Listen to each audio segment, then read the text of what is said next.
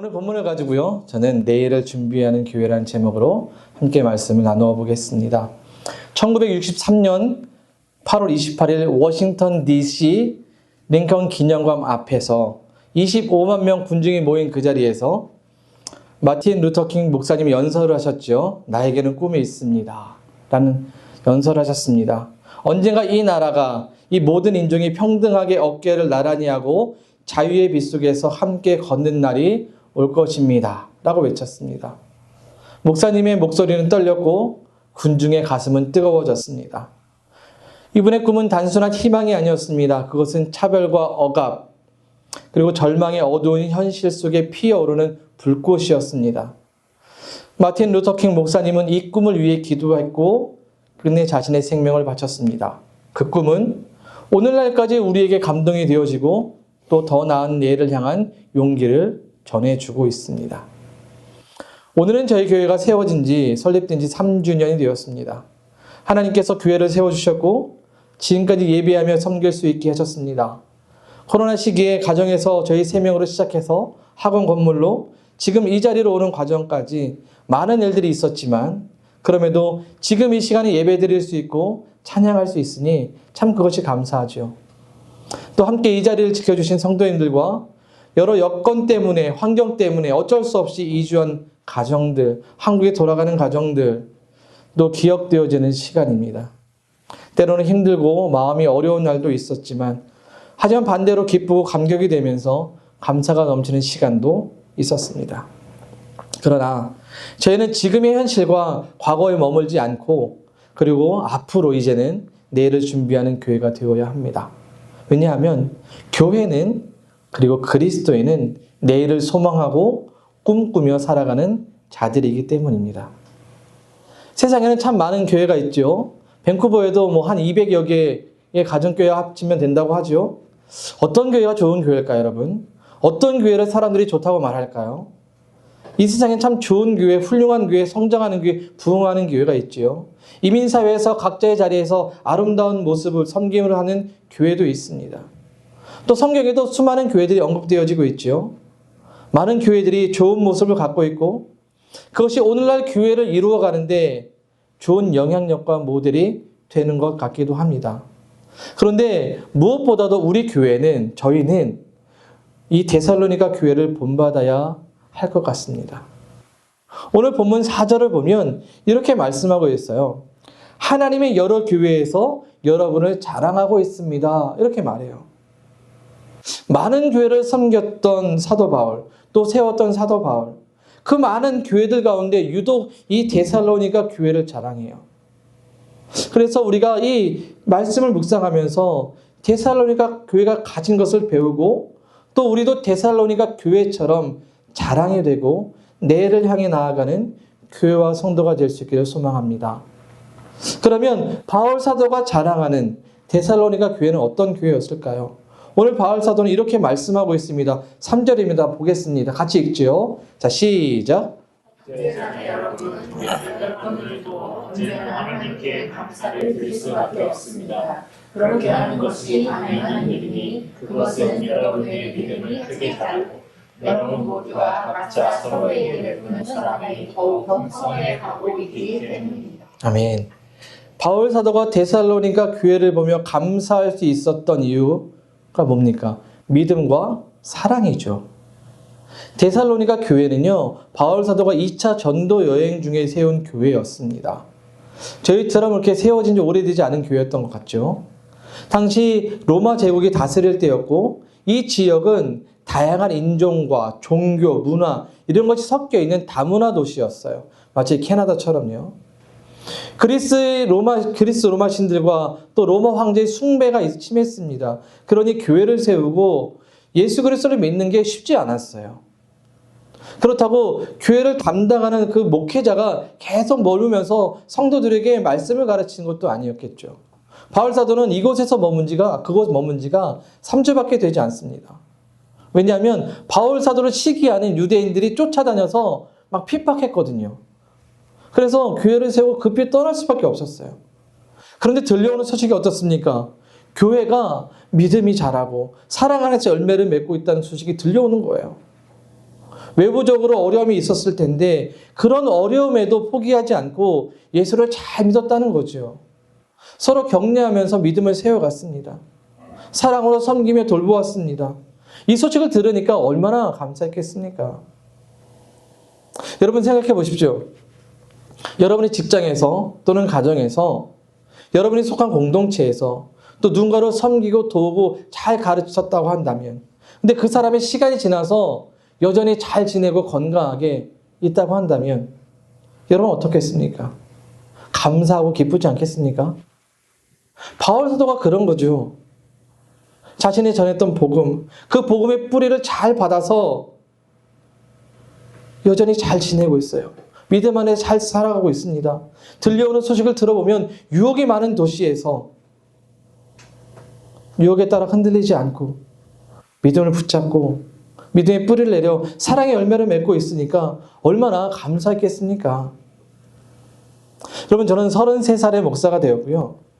제가 목회를 하면서 이제 이곳에 온 지 한 10년 넘어가니까 이제 한국에 있는 소식들이 점점점 이제 끊겨가요. 근데 지금도 여전히 저하고 관계하는 집사님 가정이 한 분 계십니다. 제가 이제 서울에서 사역할 때였었는데 그분의 아들을 같은 부서에서 가르쳤고 같이 교사로서 섬겼습니다. 여전히 이제 가끔씩 메시지를 주고 이제 서로 인사하는데 그분의 소식을 듣고 있으면 참 어려운 일들이 많아요.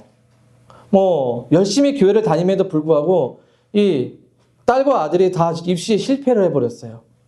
그럼 이게 또 실망할 만한도 한데 또 집사님이 다 아파서 굉장히 어려운데 생각보다 실망하지 않더라고요. 근데 그 둘째 아들이 또 열심히 공부해서 이번에 좋은 성적으로 학교를 갔습니다. 근데 그런 이야기들을 알면서 저희가 가르쳤던 그 말씀 안에서 뿌리를 잘 내리고 잘 성장하고 있다라고 오히려 말씀을 전해주니까 제가 더 감사했어요. 교회가 가진 기쁨과 감사가 그런 것 같습니다. 여러분 교회는 단순히 사람들의 모임이 아니죠. 교회는 하나님을 신뢰하는 믿음의 사람들이 모여 예배하고 서로 섬기며 사랑하는 공동체입니다. 그런데 데살로니가 교회가 그런 교회였던 거예요. 여러분 신학자 톰 라이트는 이런 말을 했습니다. 초대 교회의 힘은 화려한 예배나 신비로운 체험에서 나온 것이 아니라 서로 사랑하고 연대하는 삶에서 비롯되었다라고 얘기해요. 여러분 교회의 진실함과 교회의 진짜는 특별함이 아니라 믿음과 사랑에서 온다는 거죠. 이것이 진짜 교회이고 바로 데살로니가 교회가 그 모습을 갖고 있었습니다. 믿음과 사랑은 분리할 수 있는 게 아니에요. 쌍둥이라고 해도 과언이 아닌 것 같아요. 왜냐하면 믿음은 하나님을 향한 우리의 뿌리이고 사랑은 그 뿌리에서 피어나는 열매이기 때문입니다. 데살로니가 교회는 이 두 가지가 조화롭게 이루어졌어요. 자라날 환경은 아니었지만 오직 복음 안에서 서로를 격려하며 말씀으로 보듬고 성장했던 겁니다. 아마 우리 교회도 마찬가지죠. 지난 3년을 생각해 보면 때론 아픈 누군가를 위로했죠. 우리는 새로운 자매를 위해 성경책을 사다 주기도 했고요. 아픈 성도를 위해 죽을 쏟아 주기도 했습니다. 또 어려운 이웃을 돌보는 구제와 사랑을 우리 함께 섬겼습니다. 작은 공동체였지만 우리 안에 머물지 않고 절기연금으로 드려진 것은 우리가 우간다 선교회, 원주민 선교회 기쁨으로 나누었죠. 이런 모습이 우리가 믿음이 자라고 사랑의 열매가 있다는 증거일 겁니다. 그러나 우리가 여기에서 멈춰서는 안 되겠죠. 우리의 믿음은 더 깊어질 수 있어요. 우리의 사랑은 더 풍성해질 수 있습니다. 우리 교회가 매주 예배하며 서로를 위해 기도하고 사랑으로 섬겨 나아갈 때에 그런 교회는 오늘뿐만 아니라 내일을 준비하고 내일로 나아가는 교회가 될 것입니다. 바울 사도가 데살로니가 교회를 자랑할 수밖에 없는 또 다른 이유가 하나 있습니다. 두 번째는요, 이거예요. 인내와 고난을 건겨냈다는 거예요. 앞에도 말씀드렸지만 데살로니가 교회는 지리적으로 그리 좋은 곳에 세워진 것은 아니었어요. 교회를 환영하는 것이 아니었습니다. 오늘날 캐나다나 한국처럼 쉽게 교회를 이렇게 세울 수 있는 곳이 아니었어요. 이방신의 문화들, 로마 황제 숭배, 무역의 도시이니까 이런 성적 타락 이런 것들이 많이 있었던 곳이었습니다. 실제로 1세기는 그렇잖아요. 로마의 핍박으로 인해서 예수를 믿는 사람들이 얼마나 많은 어려움들을 당했습니까? 로마 황제를 숭배하지 않으니 사회적으로 경제적으로 많은 어려움을 받았을 거예요. 그런 가운데서도 신앙을 지켰습니다. 많은 고난의 과정을 견뎌냈습니다. 그리고 이 고난을 넘어서 교회를 세워나갔던 거죠. 오늘 보면 4절 보겠습니다. 한 번만 더요. 4절이 없나요? 제가 읽어드릴게요. 4절은 그러므로 우리가 온갖 박해와 환난 가운데서도 여러분이 간직한 그 인내와 믿음을 두고서 하나님의 여러 교회에서 여러분을 자랑하고 있습니다. 이렇게 말씀하고 있어요. 바울 사도는 알고 있었죠. 복음으로 산다는 것, 그리스도에 산다는 것, 그거 쉽지 않다는 것을 알고 있습니다. 바울 사도 역시 복음을 전하고 그리스도에 살아가면서 수많은 박해와 환난을 당했어요. 그러니 바울 사도가 데살로니가 교회를 보면 어때요? 얼마나 칭찬할 만합니까? 얼마나 자랑할 만합니까? 고난 가운데서도 성장하니 얼마나 뿌듯했겠습니까? 이들의 믿음과 사랑의 열매는 그냥 생겨난 것이 아니었습니다. 박해와 환난 가운데 끝까지 인내하며 맺은 아름다운 결과물이었던 거죠. 이들이 가진 믿음과 인내는 진짜 교회, 그리스도인의 모습이 된 것이었습니다. 이런 말 들어보셨죠? 사람을 알려면, 그 사람을 알려면 함께 여행을 가라. 그럼 왜 이런 말을 했을까요? 이 말이 설득력이 있는 이유는 여행이라는 비일상적인 환경 속에서 사람의 본성과 성격, 관계의 본질이 드러나기 때문입니다. 여행 때는 스케줄대로 되지 않을 때가 많아요. 그렇지 않습니까? 저희도 이렇게 로드트립을 다니다가 스케줄이 안 되면 약간 이렇게 악유가 있을 때가 있거든요. 그러니 평소에 괜찮아 보여도 작은 스트레스에 짜증을 낼 수도 있고 남을 탓하는 모습이 나올 수도 있어요. 그래서 여행을 갔다가 싸워서 관계를 끊는 경우도 심심치 않게 들어봅니다. 그만큼 어려울 때 진면목이 드러난다는 거겠죠. 그러나 반대로 두터워질 수도 있습니다. 환경과 여러 어려움의 과정을 서로 잘 극복하며 인정하게 될 때 그렇게 되는 거죠. 교회의 모습은 바로 이런 겁니다. 좋을 때만 교회이고 좋을 때만 사랑하고 좋을 때만 섬기는 것이 아니라 어려울 때, 힘들 때 함께 가고 같이 격려하는 것. 그것이 교회이죠. 그런 교회가 오늘날 우리에게 필요해요. 그리고 이런 교회를 하나님이 기뻐하시죠. 그러면 여러분 고난이 약점이 되지 않고 오히려 강점이 됩니다. 사람의 몸에 좋은 음식 가운데 여러분 올리브 기름을 아시죠? 이 올리브 열매를 얻기 위해 올리브 나무를 심는데 이 올리브 나무는 척박한 땅, 바람이 센 지중해 지역에서 잘 자란대요. 그래서 아마 그리스나 이 스페인 올리브가 좋다고 평가를 받는 것 같습니다. 그러니까 반대로 얘기하면 비옥한 땅에 심으면 잘 자라지 않고 오히려 잘 죽는데요. 왜냐하면 뿌리가 깊이 내리지 않기 때문이에요. 비옥한 땅에서는 쉽게 물과 양분을 얻기 때문에 뿌리를 내릴 필요가 없잖아요. 반면 바람이 거세고 메마른 곳에서는 살기 위해서 뿌리를 바위 틈까지 파고들며 내리죠. 그래서 폭풍 속에서도 바람 속에서도 쓰러지지 않고 견디고 열매를 맺습니다. 데살로니가 교회를 향한 박해와 환난은 아마 이런 것이었을 것 같아요. 큰 흔들림이었겠죠. 그러나 그것을 견디고 인내했을 때에 그들은 확실한 믿음과 견고한 신앙의 뿌리를 내렸고 이것이 교회의 자랑이 되었습니다. 여러분, 교회의 자랑은 재정에 있지 않고 숫자에 있지 않고 화려한 건물에 있지 않고 프로그램에 있지 않아요. 교회의 자랑은 인내를 통한 믿음과 사랑이 되어야 합니다. 데살로니가 교회가 이런 모습을 보여주었기에 바울 사도는 데살로니가 교회를 생각할 때마다 감사하지 않을 수 없었고 기뻐하지 않을 수 없었으며 자랑하지 않을 수가 없었죠. 그래서 바울 사도는 로마서 5장 3절과 4절 이하 이렇게 고백하죠. 그뿐 아니라 우리는 환난을 자랑합니다. 우리가 알기로 환난은 인내력을 낳고 인내력은 단련된 인력을 낳고 단련된 인격은 희망을 낳는 줄을 알고 있기 때문입니다. 데살로니가 교회가 가졌던 환난과 박해는 인내를 만들어냈고 그것은 결국 성숙한 신앙이 되어 소망을 갖게 되었던 거죠. 제가 보는 유튜브 영상 가운데 이제 쇼츠 가운데 기억연구소라는 쇼츠가 있어요. 혹시 보셨습니까? 기억연구소의 쇼츠에는 보통 어떤 사람들을 우리 이제 기억시켜 주냐면 항일 운동했던 독립운동했던 분들을 이렇게 복원시켜서 기억시켜 줍니다. 그러니까 우리가 익히 알고 있지 않은 분들이죠. 그래서 그분들이 죽기 전에 드셨던 음식들, 그리고 그분들이 어떻게 숨을 거두게 되었는지 그런 짤막한 문구와 함께 그분들의 모습을 등장시켜요. 제가 그 영상을 보면서 가진 생각이 그들이 견디어낸 핍박과 그런 환난의 시간들, 그분들의 시간들이 다 합쳐져서 오늘날 대한민국이 존재한다고 저는 생각했어요. 그분들이 실은 희생과 인내 이런 것이 아니었다면 우리는 쉽지 않은 나라를 살아가지 않았을까라는 생각을 하는 거죠. 여러분, 우리가 지금 이렇게 교회를 다니고 모여서 예배하며 서로 섬기며 사랑을 나눌 수 있었던 것은 지금까지 교회를 지켜온 믿음의 사람들이 있었기 때문이겠죠. 데살로니가 교회 같은 교회가 있었던 거겠죠.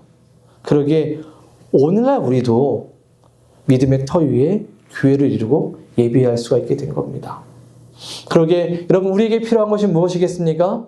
우리 교회에 필요한 것은 무엇이겠습니까? 바로 인내예요. 기다림입니다. 교회를 다니고 예수를 믿음으로써 무언가 없고 해결되어지는 그런 1차원적인 모습이 되어서는 안 돼요, 교회는. 복음 안에 뿌리를 내리고 사랑의 열매를 맺어야 합니다. 그리고 더 나아가 이런 열매를 맺기 위해서 고난과 어려움도 견디어낼 수 있어야 합니다. 그렇게 할 때에 오늘 바울 사도가 말하는 자랑할 만한 교회가 되는 거죠. 우리 교회도 3년 동안 어려움이 없었던 것은 아니죠.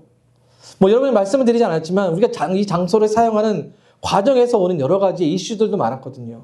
시간의 과정들, 비용의 문제들, 열심히 다니는 청년들이 갑자기 한국에 가거나 학업 때문에 나오지 못하는 일이 생기고 영주권 때문에 이주하는 집사님의 가정들, 성도들의 갑작스러운 병과 상처, 여러 재정적인 문제들, 관계의 아픔들도 우리에게 있었죠. 하지만 그 과정 속에서 여전히 믿음을 지키고 이 시간에 인내하고 여러분이 함께 견디어 주셨습니다. 그래서 오늘 우리가 함께 예배할 수 있게 된 거예요. 이 모습이 오늘 우리가 인내한 증거이겠죠. 여러분, 내일을 준비하는 교회는 고난 앞에 낙심하지 않습니다. 오히려 그 고난을 하나님의 손에 맡기고 격려하며 앞으로 나아갑니다. 고난은 우리를 더욱 든든하게 단단하게 해줄 것이고 내일을 향한 승리의 씨앗이 되어줄 겁니다. 그러기에 바울 사도는 5절에서 오늘 이렇게 말씀하고 있어요.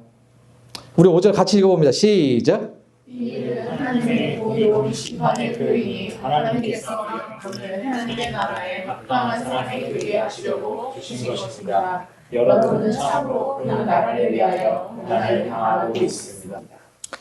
이 말은 쉽게 말하면 데살로니가 너희의 교회의 고난이 헛되지 않았다라고 말하는 거예요. 그들이 겪었던 고난, 그 어려움의 과정은 하나님 나라에 합당한 자로 인정받는 표가 된다는 거죠. 그래서 신학자 제임스 패커는 이런 말을 했습니다. 고난은 하나님이 우리를 진짜 그리스도인으로 인정하는 표식이다. 고난을 통해 우리는 하나님의 은혜를 더 깊이 경험한다. 라고 말했어요. 여러분, 요즘 날씨가 좋아지니까 이제 캐나다에서 많이 하는 게 뭐예요? 트레킹, 하이킹 이런 거 아니겠습니까? 이 트레킹이나 하이킹 하다 보면 쓰러진 나무를 우리는 보죠. 그 나무를 보면 나무에 뭐가 있습니까? 나이테라는 것이 있어요. 여러분, 나이테를 보면 넓은 것도 있고 좁은 것도 있잖아요. 근데 넓은 거는 평온한 해, 이렇게 어려움이 없는 병충해나 가뭄이 없는 그런 해 때 넓게 나이테가 생기고 좁을 때는 가뭄, 병충해, 바람 이런 것들이 있었대요. 그러니까 쉽게 고난이 지나간 자리가 더 깊고 단단하게 흔적이 남다는 거죠. 그리스도인에게 고난이 지나간 자리에는 인내의 흔적이 남습니다. 그리고 그 흔적을 하나님께서 인정해 주시고 그 흔적이 하나님 나라에서 합당한 성숙의 표, 합당한 자리 되는 것이죠. 그래서 바울 사도는 복음을 전하면서 자신이 당한 어려움, 고난의 흔적, 그 상처의 흔적을 예수의 흔적이라고 고백했던 겁니다. 그리고 여러분 무엇보다 우리 하나님께서 우리가 이렇게 믿음 가운데 살아가고 인내 가운데 살아갈 때 갚아주시죠. 5절을 다시 보면 이렇게 되어 있어요. 이 일은 하나님의 공의로운 심판의 표다라고 되어 있어요. 바울사도가 공의를 이야기하죠. 하나님께서 당신의 주권으로 공의롭게 심판하신다는 겁니다. 여러분 사람의 판단은 실수할 수 있어요. 어떤 환경이나 외부적 요건에 따라 휘둘릴 수도 있겠죠. 하지만 우리 하나님은 실수 없으신 공의의 하나님이세요. 이 말은 완전하고도 완벽하게 판단하시고 심판하신다는 것이죠. 그 심판한 날에 믿음을 갖고 사랑의 열매를 맺으며 인내한 교회와 성도들은 당당히 하나님 앞에 합당한 자로 설 수 있게 되는 겁니다. 그래서 마태복음 5장 10절에서 우리에게 이렇게 말씀해 주고 있는 거예요. 의를 위하여 박해를 받는 자는 복이 있나니 천국이 그들의 것이다라고 말씀하는 겁니다. 하나님 나라를 준비하는 교회는 고난 속에서도 소망을 잃지 않습니다. 하나님의 공의가 결국 승리하며 우리가 지켜온 믿음과 인내가 아름다운 결과로 나타나게 될 것입니다. 여러분 LA 가보면 미국의 대표 랜드마크인 디즈니랜드를 아시죠? 혹시 가보셨습니까? 저도 아직 가보진 못했는데 거기를 즐기려고 하면 며칠을 봐야 한다고 말할 정도로 엄청 크다고 하더라고요. 그러니까 유명한 어트랙션들이 많아서 그것을 타려면 엄청난 시간의 줄을 서서 기다려야 하죠. 물론 한국 놀이공원도 그런 것 같아요. 그런데 줄을 서지 않고 갈 수 있는 방법이 있더라고요. 아십니까? 이 지니 플러스라는 것을 사면 줄을 서지 않고 빠른 통로로 가서 그냥 바로 입장한대요. 아마 믿음의 인내가 이런 것 같아요. 하나님 앞에 당당하게 설 수 있는 패스가 바로 믿음의 인내인 것 같습니다. 여러분 아브라함은 25년의 인내를 통해 하나님 주신 아들을 받았고요. 아브라함의 아들이었던 이삭도 20년의 기다림을 통해 아들을 얻었어요. 이스라엘 백성은요 430년이란 인내의 시간을 보내고 결국 하나님 주신 소망을 받을 수 있었죠. 우리의 고난은 하나님의 은혜의 계획 안에 있습니다. 그분은 믿음의 인내의 삶을 사는 우리를 잊지 않고 인정해 주시고 책임져 주십니다. 그리고 결국에는 아름다운 결과를 보게 해 주실 겁니다. 사랑하는 여러분, 우리 교회는 3년 전 작은 씨앗으로 시작되었습니다. 때로는 바람이 거셌고 땅이 메마른 적도 있었습니다. 하지만 하나님의 은혜로 지금까지 왔죠. 사무엘이 에베네셀이라고 고백했던 것처럼 하나님의 도우심 속에 지금까지 우리는 왔습니다. 이 과정에서 우리는 믿음의 뿌리를 내렸고 서로 격려하며 섬기며 사랑의 열매를 맺었습니다. 그리고 지금도 앞으로 우리는 나아갈 겁니다. 마틴 루터킹 목사가 품었던 꿈, 그 내일의 꿈을 우리도 함께 품었으면 좋겠습니다. 우리가 품는 꿈은 우리의 시간만이 아니라 우리의 자녀 세대, 더 나아가 그 다음 세대까지도 이어져 갈 겁니다. 그러기에 여러분 오늘의 말씀을 잘 기억하면서 우리 교회가 또 여러분이 믿음과 사랑이 더욱 자라고 어떠한 상황에도 인내를 견디며 하나님께 인정받는 내일을 준비하는 교회와 성도들이 될 수 있기를 주님의 이름으로 축원드립니다.